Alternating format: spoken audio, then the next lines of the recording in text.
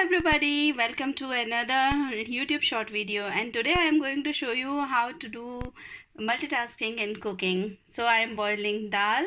This is the mixture of tur dal and mung dal, and here in another separator I am having rice. So after boiling dal, I am going to cook it and make dal tadka, and with rice we are going to eat.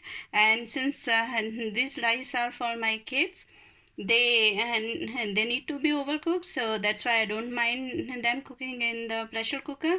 And here I also boiled some potatoes. I am going to make aloo paratha out of it.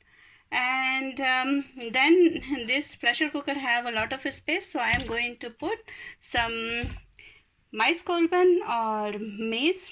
Multitasking, subscribe.